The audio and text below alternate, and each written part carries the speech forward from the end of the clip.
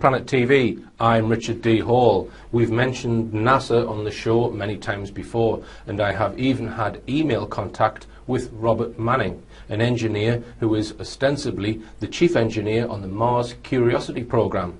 He agreed to answer technical questions about the mission, but then ran away from my questions when it seemed he could not answer them, affirming the phrase that NASA stands for never a straight answer. If you don't believe what I have just said, then please watch this lecture from the link on the screen, which includes evidence that Curiosity may not be situated on Mars and could be in the Canadian Arctic. I am joined today by somebody who has also had communication with NASA, albeit in a slightly more surreptitious method. I'd like to welcome onto Rich Planet Gary McKinnon. Welcome, Gary. Thanks, Richard. Thanks for having me on. All right, then. I think a large number of my viewers will know who you are already and have the outline of your story, which we will go through the basic points of today. Yep. And it started with an interest in UFOs. Can you tell us first, when did your interest in UFOs start? UFOs specifically, well, I was always into stars. Apparently, even when I was 3 years old, I was always asking about the stars and stuff. So I was always looking at the sky from a young age. Your interest in UFOs goes back a long way, and I've not heard this on mainstream TV before, right back to the age of when you were 12. Yep. So tell us about that. My stepfather, because my parents split up when I was 6 and we moved down from Glasgow to London, my stepfather was an avid science fiction fan, so I suppose that's what really got me into all that sort of stuff. And science fiction, you get interested in aliens and UFOs, and the possibility of life in outer space and contact with other beings is probably one of the most exciting things we can imagine, you know. Mm-hmm. And so I then joined BUFORA, the British UFO Research Association, when I was about 12. It was a subscription-based thing, and you got a monthly newsletter, if I remember rightly. It was a long time ago now. Right, right. All right, so how did you find out about the Disclosure Project? Well, obviously, having an interest in UFOs, when the internet came to Britain in the mid-90s, an incredible resource for UFO information. And so after a while, you do stumble across well, actually, I was already interested in just finding out stuff. But then, was it 2000 or 2001? 2001 was the conference. That's what really got me going, that conference. Right. To me, that was mind-blowing. All these high-level witnesses, you know. Right, because it wasn't widely publicised. No. So how did you know about it when it came about? I think someone else told me, Right. and they told me before the event took place. Mm-hmm. But I think I'm right in remembering at the time they had some kind of broadcast failure as well. Right. So it didn't reach the sort of multicast internet audience that they hoped it would at the time. Okay. Yeah. So that was your inspiration to try and find out more, the Disclosure Project, or one of the pieces of inspiration. So I gather it was after the Disclosure Project conference that you got sort of caught red-handed with your computer-related activities. Yeah. Were you involved in computer-related activities before the Disclosure Project, or was that the that was the instigator to right having a look, right? If I could call it that. All right. So can you just tell us how you went about trying to find out information that you thought was being kept secret? Yep. One of the Disclosure Project witnesses is Donna Hare, and she was working at Johnson Space Center at NASA. She had secret clearance. She was a photographic sort of mission launch specialist. Mm-hmm.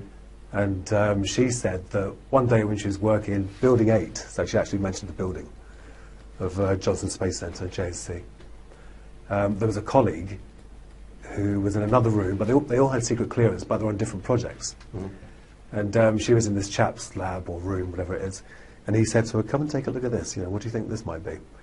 And he showed her a picture of a large white disc, presumably a satellite photograph, above the Earth, but not very high above the Earth because there was a shadow on the trees, which Donna Hare didn't spot at first. And being a photographic expert, she said, "Well, is that a blob in the emulsion?" That's her first professional thought. And the guy said, "Blobs in the emulsion don't cast circular shadows." And she basically said that he told her his entire lab was to do with airbrushing out UFOs from high-res satellite imagery from NASA because they're so preponderant around the planet. Right, and did she give the name of the building that she was working in? Building 8. Building 8. So, just tell us then technically how you went about trying to access information like that. Yeah.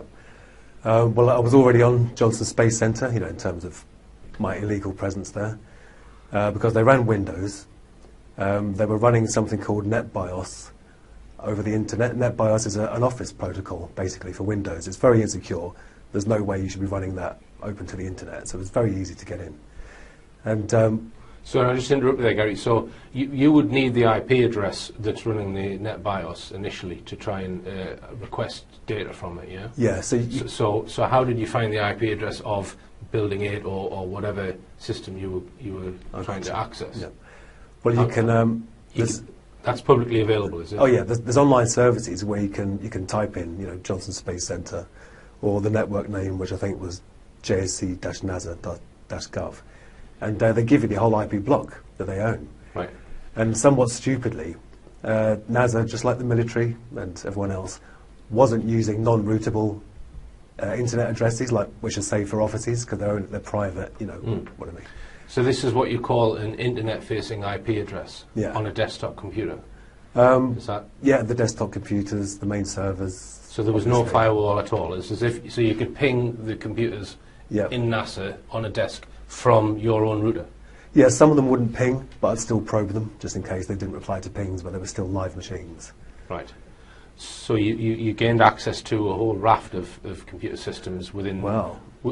Can I ask you, was it just NASA, or? Oh no, they're all like this. I used that one single method to gain entry to the places I got into. Right, and are you allowed to say which other places you got into, or? Well, I'll say it was the Army, the Navy, and NASA, and the Pentagon. Right, right.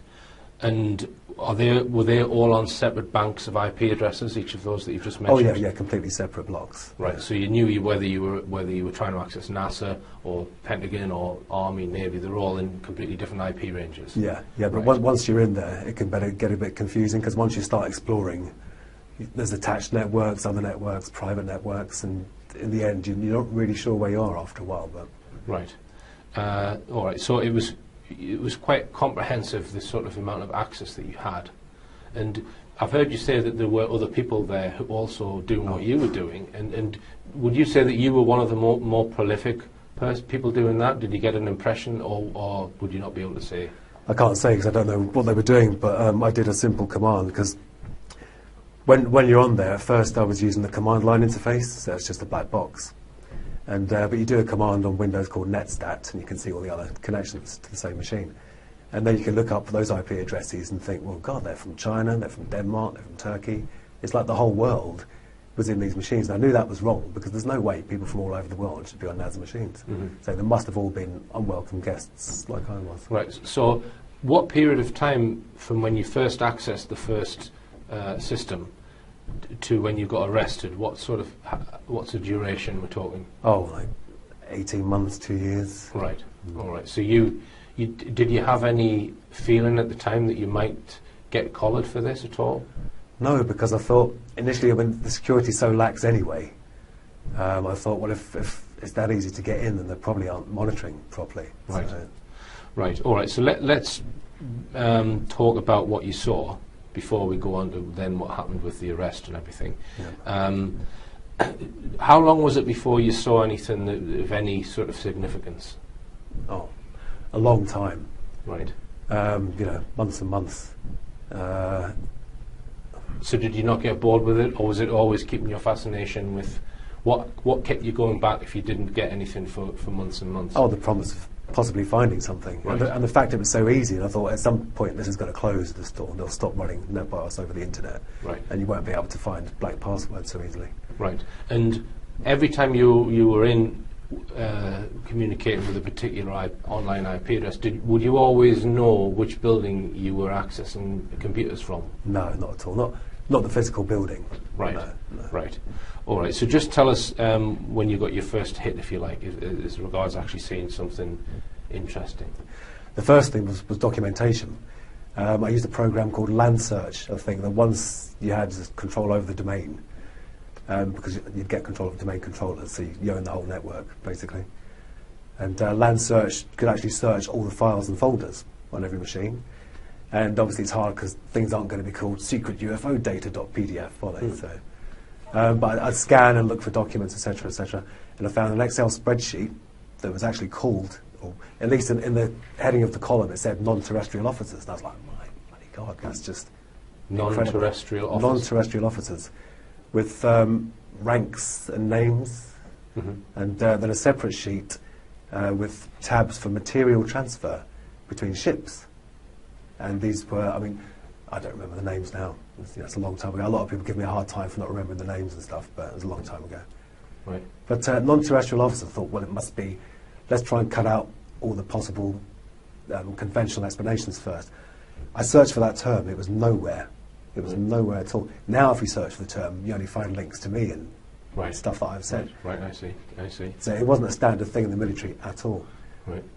So I took that to be, they must have a secret space-based... So the non-terrestrial officers, what, it couldn't be astronauts? It could be. I mean, that's the thing. It's up to you how you interpret that, isn't it? Right. But these ships were called USS whatever and USS whatever. So they started with USS? Yeah, so that implies Navy. And I think the Navy do a lot of space stuff, right. The US Navy.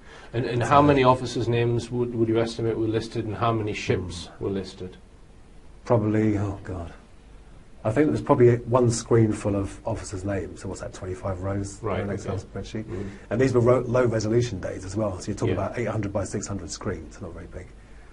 But the ships was probably, I don't know, a third of the spreadsheet. So estimate how many different ship names you saw? Oh God, maybe 8, 10. 8 or 10. Yeah. And am I right in thinking that you then tried to search for those specific names? Oh yeah. Right, and didn't find a thing.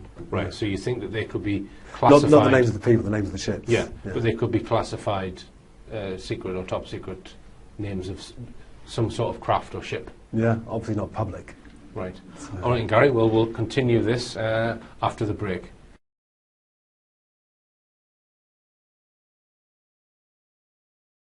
Welcome back. I'm talking to Gary McKinnon about when he accessed NASA computer systems and found some very interesting information on there.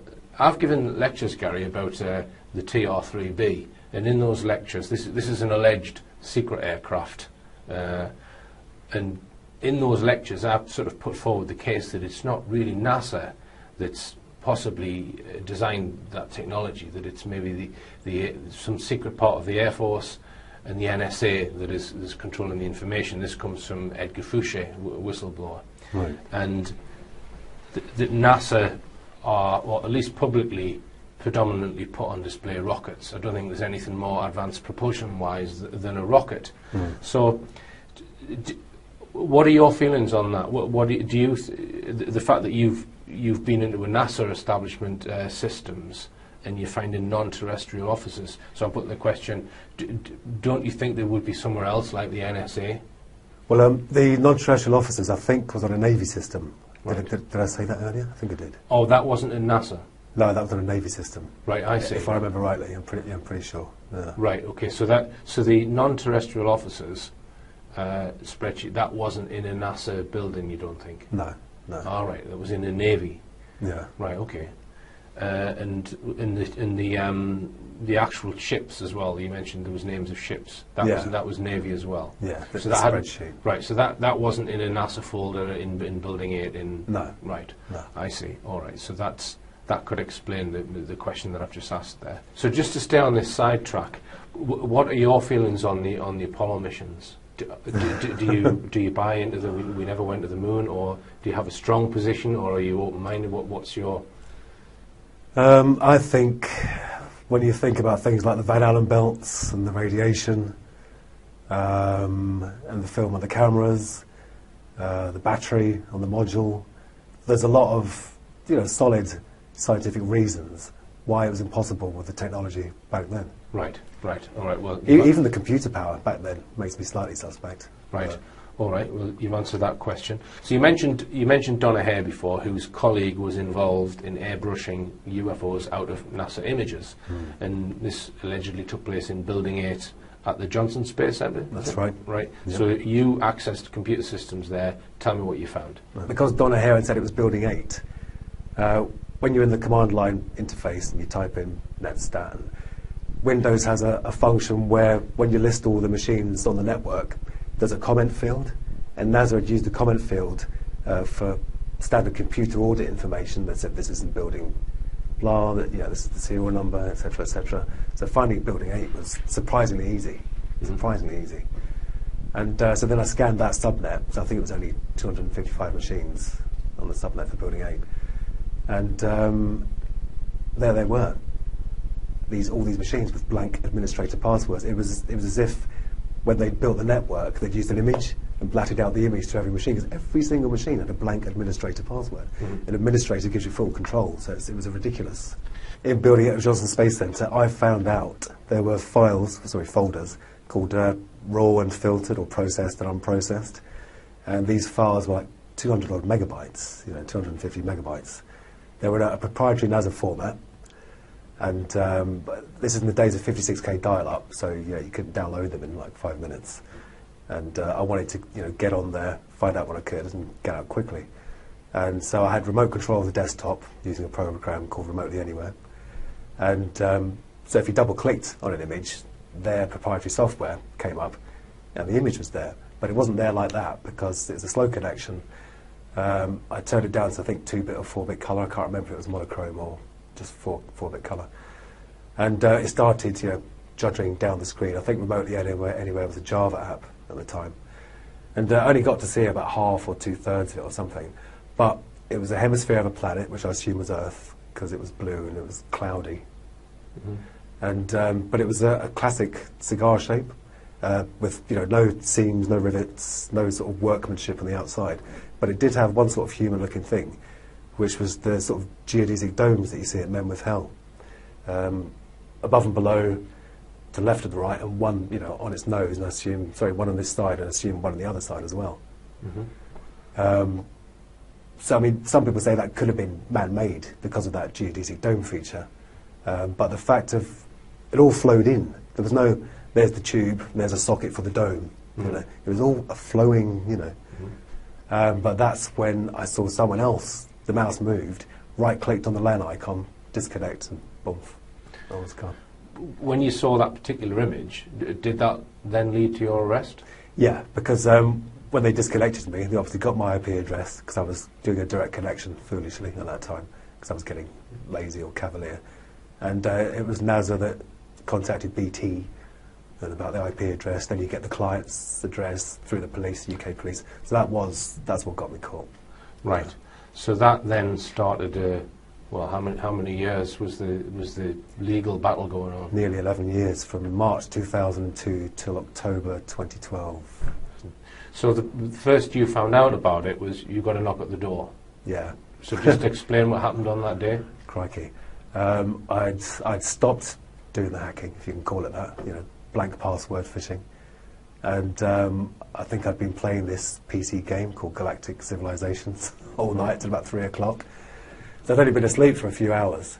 And next thing I know, there's someone saying, Gary McKinnon, and prodding me. And I woke up to find a detective, whatever he was, from the National High-Tech Crime Unit, saying you're under arrest for, well, I assume he said hacking into NASA. I can't really remember now. But right. And so did they take you away from your home then? No, the first thing they did was a massive search. They searched my girlfriend, they searched me, they searched the house, they took away the computers, not just the hard drives, they took away all the computers.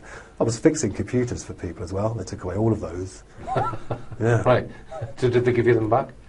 Oh yeah, after a long time. I got back my friends' machines and clients' machines that I was fixing. I got them back within a few months. But I only got my... Oh no, they never gave me back my hard drives because they had evidence on them. Right. So you never got them back? No, because I didn't get time to get a copy of the image, but I got a copy of the non-terrestrial officer spreadsheet, which was on my hard drive, which was encrypted. But I stupidly told them the password. I just fessed up to everything when I got caught. Because they said, oh, you'll only get 6 months, or probably not even that, you'll get community service, you'll be fine. So that spreadsheet that we discussed earlier was on the hard drive that was confiscated from you, and you've never seen it again? No, I'm still trying to get it back. Right, so, which is why you can't remember the names, because you thought you had it stored on your hard drive, right? All right, so as you said, initially they said to you, oh, you'll get some community service or something like this. So why did that then turn into an extradition request and a threat for 60 or 70 years in prison? How did that progress from up the chain? Well, what happened, the NHTCU officers went to Washington, and when they came back from Washington, they'd obviously been extremely impressed by talking to the top brass over there, who'd obviously said, yes, it's a very serious case, he's a very dangerous man. Just like this is the Americans said this? Yeah. Right. Yeah. Well, I'm assuming, because the officers came back with a completely different attitude. No longer was it 6 months or community service, now it was a very serious thing. You know? Right, so they arrested you, they were quite okay with you, confiscated your stuff, then they went out to America to speak to whoever, and then they've come back with a completely different attitude. Yeah, and gave me a second interview. Right. And because I didn't have a lawyer present at my first interview, and I just admitted, because I knew it was all on the hard drive where it'd been, because I'd kept files and stuff, you know. So there was no point saying, no, I didn't do it. So I assumed I should have had a lawyer at first, and it might not have gone on for so long, who knows. But I had a lawyer at the second interview, and they were trying to get me on conspiracy, saying, oh, we saw some of your ICQ chat logs, and we think you may have been working with other people, which I wasn't. And I said, well, no. But I had chatted to people about what I was doing, but I didn't involve anyone else at all. Right. And it was then they started saying, well, it's very serious, you know, it could be a long jail term, the Americans, you know, really want you bad. There's a lot of pressure from Washington on Downing Street or whatever. And were they trying to twist it and say that you'd actually caused damage, even though you were just maintaining a silent presence? Well, this is the thing, there was, it wasn't until I actually saw the American charge sheet where they listed, you know, all the supposed damage.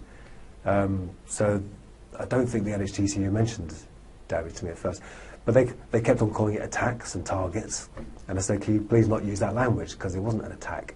I was in there and I was looking around, but I wasn't attacking, I wasn't vandalising, you know. But in order to get the extradition, do they not have to prove that you've done damage? Can they extradite you just based on the fact that you're looking at stuff? This is the thing, they don't need any proof.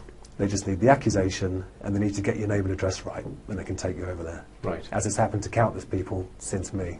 Right. So. Right. All right. The Americans have come down quite heavy-handed, saying they want you extradited, and the British authorities are going along with that initially. Is that right? Well, no, because the initial arrest was March 2002, and the full ratified extradition request didn't come through till 2005, because our laws. We didn't have this special UK-US extradition treaty in place. We were still going off the 1989 extradition treaty, which required good evidence for the accused offence. So we think they tactically waited. We think they may even have made this law, or certainly included my case in the formation of the law, because even some of the wording of the new treaty, and the spelling was American in this UK-US treaty. It was American spelling, ridiculous. So they waited until 2005, I think it was, to present it fully. And I'd got my first job in a few years, because I couldn't work in IT anymore, obviously, because everyone thought, oh, hands off for a while. And I got my forklift licence, was working in a warehouse, and I got a phone call from my lawyer at work, and she said, they want to extradite you, you're going to stand trial in America. And that just flabbergasted me, absolutely flabbergasted me. I had journalists coming around to the warehouse where I was working, my landlord threw me out of my flat. And already the first time I'd have been arrested, I lost a lot. I lost my long-term girlfriend and the place I was living in, and here it was happening all again. All right, and Gary, we'll continue this very fascinating discussion after this break.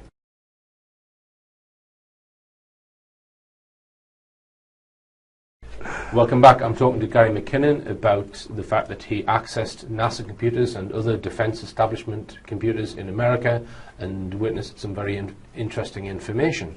When did the mainstream media get hold of it for the very first time? 2002, the initial arrest. Right, so that was in the mainstream media? Yeah, there was a peak then. Right, and then another peak in 2005. Yeah. So it seems grossly unfair that they can pass a new agreement or treaty and apply it to something retrospectively, and that was in the wording of the treaty. This is retrospective as well. Right, but they still were attempting to do that. Now, here's another devil's advocate question then, Gary. wouldn't you think that they would try and keep it low key? So, in other words, say to the British intelligence equivalent, look, we want this kept out of the media, and I'm quite convinced that on issues like this, if they wanted it kept out of the media, they probably could keep it out of the media with D-notices if they wanted to. Yeah. So I asked the question, do you think it was deliberately made into a big mainstream media issue at the request of the Americans? Well, in America, there was no media. They were definitely keeping it quiet over there, or they just hadn't heard of it. Right. But there was almost zero coverage in America. Because here's another possibility, and again, I'm just exploring it as a possibility, that they've looked at what you've seen, they've thought, okay, it's not massively damaging, so let's let it out into the media as a, not a diversion, but as a, look over here, we've got other stuff over there. Do you see what I mean? So yeah, well, no, you're right, because also you have to remember at that time, that was, you know, long before Anonymous and all that. That was the growth of hacking, big time, starting in the UK anyway. And it was the first time there was a sort of global awareness that this could be a problem. You know, people like this could be a problem. Mm-hmm. And so I think that there may have been the idea that, well, if we get this one guy and do a great big show trial and make sure everyone knows about it, that'll scare off every other possible person in the future. So yeah, it allows them to be more draconian with their legislation, maybe, by trumpeting one case and making an example of it, rather than making an example of you because you found something sensitive. Yeah. Well, there was one guy, a journalist I don't trust very much, because he never paid me for my interview in the end. I was on the dole, and he said, "Oh, I'll give you 200 quid, you tell me all about your story." Blah, blah, blah. I won't mention his name because it could be libel, libel. But he said that he'd gone over there and interviewed the top brass, and they said that the main thing was embarrassment. But I don't actually believe that. I don't trust that journalist. But one journalist did say that. Right. And other than that, have you got had any other clues as to the reason? That's the only thing you've had? Yeah, as because to the real why they're upset over it. Yeah, I mean, very strangely, the UFOs weren't really mentioned very much in the media. I mean, I did end up being called the UFO hacker, which is good because the Americans were trying to get me called the 9/11 hacker, because it was, you know, they say before, during, and shortly after 9/11, he was hacking into our security, you know, as if I don't know, as if not that I had something to do with it, but as just to that emotional attachment. They use 9/11, even to this day, they use 9/11 to bring emotions out. And, Now, you've done quite a lot of media interviews, Gary. One of them was the Richard and Judy show. You were quite petrified to go on that show, I believe. I was terrified because Richard and Judy were a big thing back then, you know. And I really don't like being on camera. I don't know if you can tell, but I'm nervous even now after all these years.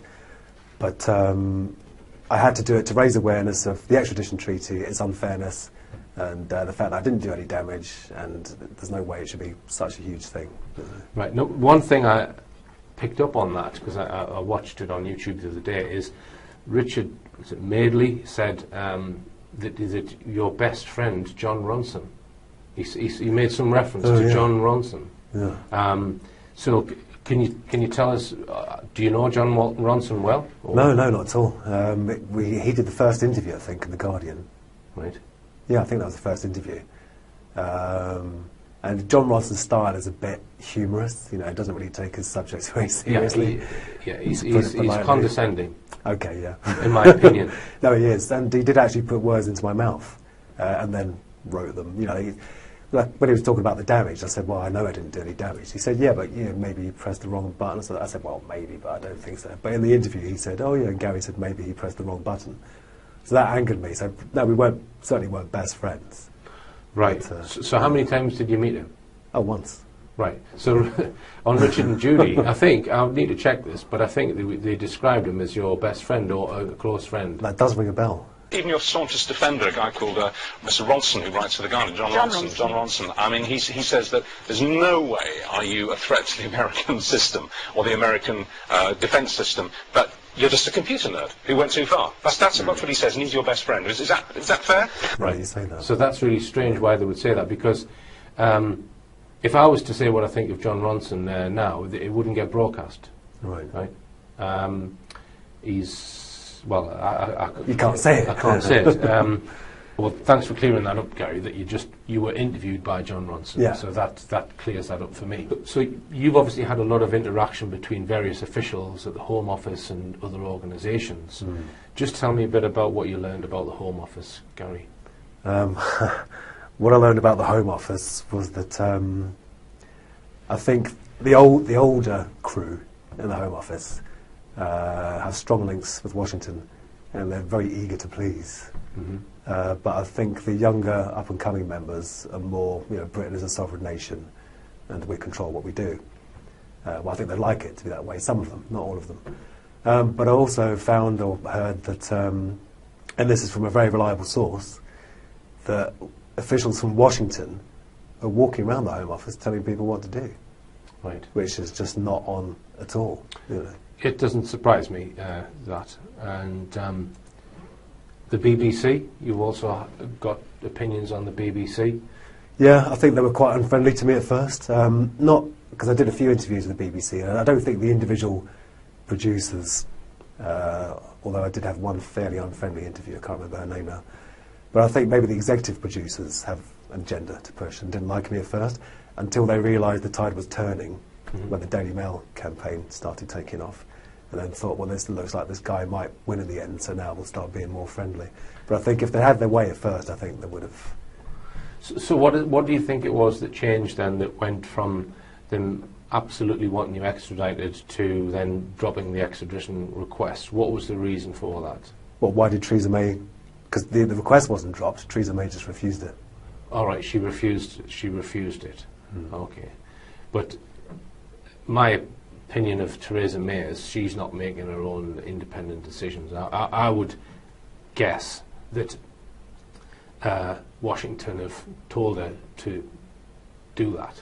That would be my hunch. Well, that it's not been an independent to America. I heard again from reliable sources that at one point there was a plane waiting for me, one of those special planes that go to Turkey and Jordan now and then. All right. And that Theresa May was going to give my extradition the go-ahead. But, because I think they do make individual decisions to a certain extent, right. But obviously they all have advisors. But I think the Home Secretary is a very, very special position, unless you're Alan Johnson, who was rubbish at his job, and he admitted that himself. He said, I'm just a hack politician. But I think in the end, it did seem to be the medical evidence. Right. That did swing her mind. She realised that it was a terrifying position for me.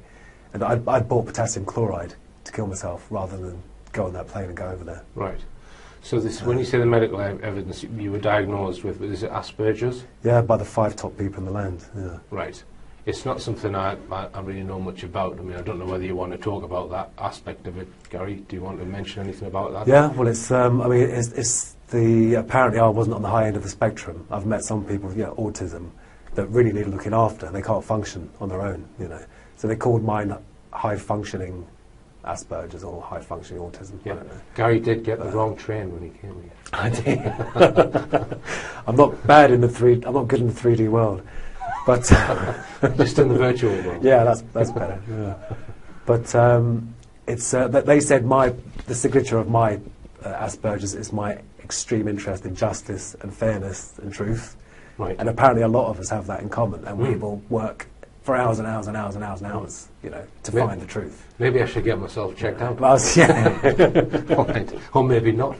To me, the most interesting part is the list of non-terrestrial officers and possible undisclosed ships.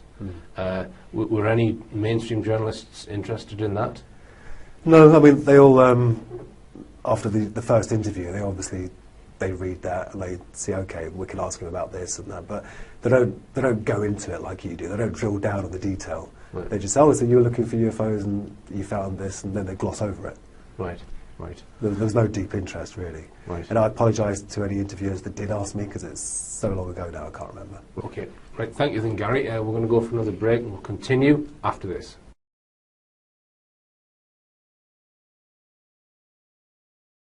Welcome back. I'm talking to Gary McKinnon. Now, in some of your media interviews, Gary, I've seen you talk about free energy, and I'm also very interested in that subject. And this is some people would term it over-unity technology, others perhaps perpetual motion machines is another word people might use, or energy from the vacuum. And this is a possible untapped source of energy which is locked within the vacuum or within space itself, that many people believe can be turned into usable energy. So my opinion is, of the free energy, it's not energy from nowhere, it is coming from a source. But you've looked at certain technologies and you've even built some of your own experiments. So can you just tell us about your interest in that subject? Yeah, I mean, I started off, like a lot of people, being interested in Bedini. And after looking at that for a while, I realised that was just the magnetic collapse, the inductive spike. There was no extra energy.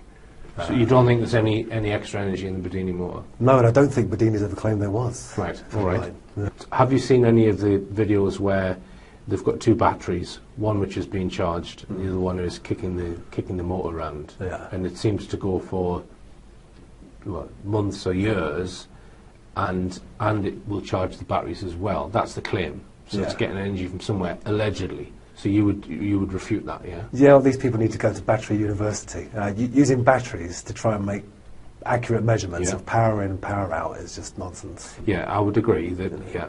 So my thought on the Bedini motor has always been, why don't they just use capacitors? Yeah, then you've got an exact storage. For the input and output battery, instead they use capacitors instead. Why can't they redesign it with capacitors? Yeah. And then there would be no room for error. No, a nice capacitor bank, that maybe still the same as the 12-volt car battery. And then, but the one thing I did find that did seem to work was there's a guy called Thane Hines, C. Hines, and he constructed coils in such a way that the rise time lags behind the rotational movement. So normally you get lens effect, and the magnetic field you induce opposes the rotation. Whereas if you can make the rise time lag by the rotation, it actually aids it, because once it's risen, the magnet's past the coil and it pushes it around. And I did my own replication of his coil and got this effect to happen. And I'm no physicist, so I could be wrong, but it seems to violate the work energy principle, because when you attach a load to a generator that's made with these coils, the rotor speeds up and the input current goes down. Right. Which violates the work energy principle. But some people may say it may just be impedance matching, but I don't know, because it seemed to work over a fairly wide range. All right. And any other, because there are hundreds of alleged devices, aren't there? If you can find some thorium, then you can try a nuclear battery, if you like. Right. And then there's isotopic decay. It's not free energy, but it's extremely cheap, and there's no moving parts. Right. And you can have one of those in every home, and if people don't mind sitting on a potential nuclear explosion. Right. So, and what would be the legal ramifications of building something like that? Do you know? Have you looked at that? Funny you should ask that, because I watched a video the other day about a guy who was 15 in America, and he scraped off all the radium and the old glow-in-the-dark alarm clocks, and he got the stuff out of smoke detectors, which is radioactive, and some other stuff. And he ended up having the EPA, the Environmental Protection Agency, tearing down his shed and storing it in radioactive lead buckets or whatever. So I think it turns out there's no law that forbids individuals from experimenting with it, or there wasn't then, but there were for corporations. But I wouldn't even experiment with HHO gas, let alone nuclear power. So I'll stick to my magnets and coils, thanks. Right. Right. And what's your feeling on where the energy is stored and how the mechanism is coming from the vacuum, as they say? Have you looked at the physics side of it? Yeah, I mean, they do say, there are these virtual particles popping in and out of existence, and there is this, sea of negative energy. But I'm not a physicist. I'm not highly advanced in maths. So there's a lot of I'd like to understand, but can't unless I invest, 6 months getting my maths better. But even that wouldn't be free, because that is coming from somewhere, and for all we know, that could be affecting something somewhere else. Yeah. We could be taking something from someone that lives somewhere else, for all we know. And if other dimensions exist, which there's no evidence of, you could be sucking something from another dimension, couldn't you? On a common sense level, magnets have a push, don't they? I mean, it looks like kinetic to us, Yeah. And I think the reason they don't work in a normal setup is because of the balance. They always cancel each other out. I think if you can find a clever way of introducing an imbalance to the magnets, like through new metal shielding or something, then you may be able to get rotation without any electrical input. Yeah. So do you think this principle has been mastered and secretized, and they've got it in the secret space program or in other programs? Well, I mean, the bottom line is I don't know. But if you look at, Tom Bearden often quotes like Khrushchev and the Russians talking about their scalar electromagnetic weapons, and we know that the computing power the NSA had in the 60s was huge.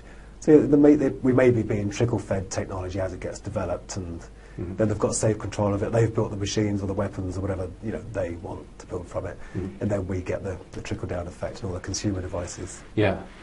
Now, one other thing that you've looked at, Gary, is images of Mars. So you've looked at Mars orbiters. I don't know if you've looked at lander images. Just tell us about that.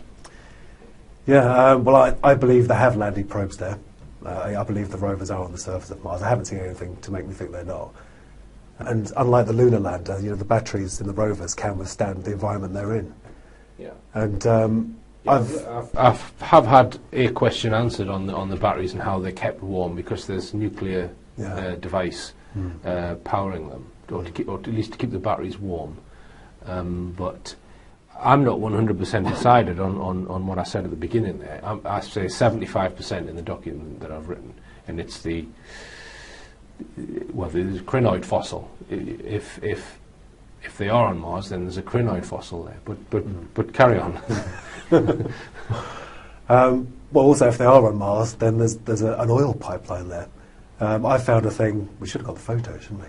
We can put them up afterwards. Oh, you can email, if you email me the photographs, I'll put them on as you're talking about them. So an oil pipeline on Mars. Carry on. Well, hopefully it's not an oil pipeline. I hope they're not there already. My God, BP. But so it's a huge. I only look at TIFF images, target image file format, because they're huge. You can zoom in, you can see loads of detail. I really don't like these people that say, "Oh, look, you can see a creature," and it's this blurry, fuzzy. There's too much of that. So I get these massive resolution files. I pour over every centimetre, and I zoomed into this thing, and it was a perfect cylinder.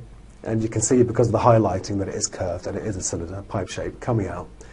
And then it has beveled edges on the end. It goes up into a sort of fan, into a Y shape, and out like that, with two holes, perfectly symmetrical through its vertical cross-section, perfectly symmetrical along its pipe cross-section. And I'm thinking, well, that's that's technology. It's made by beings. And so I wrote to NASA, because I always do, because people often say, oh, this is this, and NASA lies. I always email NASA, not in my real name, obviously. Right. And NASA said, oh, it's a ventifact. It's a form formed by wind erosion. And I said, what, a perfectly symmetrical through its horizontal and vertical cross-section ventifact? So then I typed into Google, ask a geologist. Turns out you can ask a geologist anything in loads of universities. And I asked about 5 or 6 of them all around the world. And I got 2 answers. One was American, and which university was it? Because it made me think they might have known it was on Mars, or I don't know. Or maybe my email's on a list, don't answer this guy's questions. And he said, oh, well, it could be a ventifact, but we just don't know. Right. So was this a Mars orbiter image? No, this is a rover. This is a rover image. Yeah. Right, okay. Interesting. Well, I'm not aware of the image you're talking about, but we can put that on the screen, and I'll certainly study it. I know that Andrew Johnson has pointed out various anomalies in the orbiter images. One that he thinks is some sort of dome within a crater that he thinks is, or suggests is man-made. There's a few of them. Or not natural. There's a huge golf ball dome in one of them. And there's one, the surface of Mars is incredible anyway. It's so alien looking, assuming these are real pictures of Mars, which I do. I don't poo-poo the idea that maybe there are orbiters around Mars. I don't know if you watched my lecture on it, on the actual rovers. I think I did. You and Andrew discussing them. Yeah. It's there's certainly a lot of doubt in my mind over it. I'm not 100%. I wouldn't. there's also the conference where the engineers have been asked questions and they don't know anything about the technology. That's what it comes across to me. But anyway, I guess I wouldn't put my life on it. And it's the same with the moon landings as well. Yeah. We mentioned that earlier. You said that so some of the technology seems dubious and doubtful. And some of the hazards, how could we have got past them? Yeah. So, yeah. Right. So you don't think that man walked on the moon? no, I don't think man even got to the moon and orbited it. Right. Simply because of the radiation, the Van Allen belts. Right. And I don't think the film could have survived the intense radiation from the sun. No atmosphere to shield it, no magnetosphere to shield it. I don't think you could take photos on the moon with the Hasselblads they had then anyway. So assuming that the Apollo was a hoax, it means that you can't really trust anything coming out of NASA, does it? Well, the National Association of Space Actors. So you are going on filtered information, even when you're talking about these. Yeah. We're going on what they've given us, aren't we? Yeah. Not that I'm trying to poo-poo that there's a gas Oh pipeline yeah, no, but you're on right. Mars. It's a weird situation because I'm saying, assuming that these are real, I think those objects are man-made. So it's kind of topsy-turvy. All right, and Gary, it's been fascinating talking to you. And they have allowed you to start using computers again, and so you're working in the field of computers, and you're also self-employed, which is good news. Yeah, good to be working again. Now, the other thing that you're considering, or you've already embarked upon, is you're writing a book. Just tell us about that. Yeah, I've done about 4.5 chapters, and so it's about half finished. I should finish it by, I don't know, spring next year. But I did approach some major European publishers, but publishers have their own perception of the market, and they want me to write about, the darkness and the suicide and the despair, and it's really somewhere I don't want to revisit. Mm-hmm. So I'm hoping that writing about, the hacking. You want to write a nerdy book? I do. I want to write just what it was like to be, an average guy. And the typical nerd loves his sci-fi or her sci-fi and UFOs. And so I want to, like the nerd that went too far. Yeah, all right. Well, as I always say, the nerd shall inherit the earth, I think. But yeah, it's been fascinating listening to you, Gary, and thanks for coming all the way to South Wales. Thanks and for having me. It's been good luck with the book and good luck with the business. Thank you. And I hope they leave you alone from now on. So do I, thank you. All right, and remember, believe none of what you hear and only half of what you see. I'm Richard D. Hall. Good night.